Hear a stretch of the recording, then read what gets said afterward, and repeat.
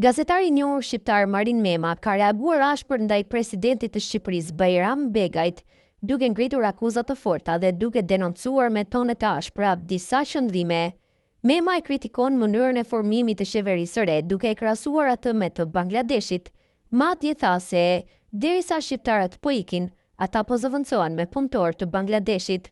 Ai tha se edhe tradhtia ndaj kombit të kujdesesh për xhepat e politikës së jo të qytetarëve. Në vend që të flasë për hallet e shqiptarëve, presidenti i kërkon kryeministrit të qeverisë teknike të Bangladeshit, Mohammad Yunus, të sjellë punëtor nga vendi i tij.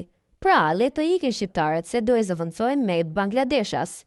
Kjo nuk është mbrojtje e kombit, kjo është tradhti ndaj tij.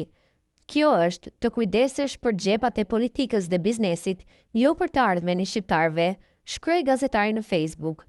Në vijim shkrimi i tij plot, Presidenti i Republikës së Shqipërisë nuk e ndjen dhimbjen e shqiptarëve që po ikin çdo ditë, nuk shqetësohet për qytetarët që po zbrazen dhe fshatrat që po shuhen. Me sa duket, vizioni i tij global e ka bërë të harrojë interesat e vendit që përfaqëson. Në vend që të flasë për hallet e shqiptarëve, presidenti i kërkon kryeministrit të qeverisë teknike të Bangladeshit të sjellë punëtor nga vendi i tij. Pra, le të ikin shqiptarët se do i zëvendësojnë në Bangladeshas.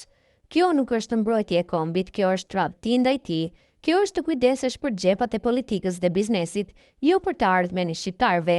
Me gjithë respektin për popullin e Bangladeshit, unë sot dua mbështetje për shqiptarët, vende pune, ekonomi të qëndrueshme, mundësi të vërteta për të rinjt që po ikin me valizhe në dorë.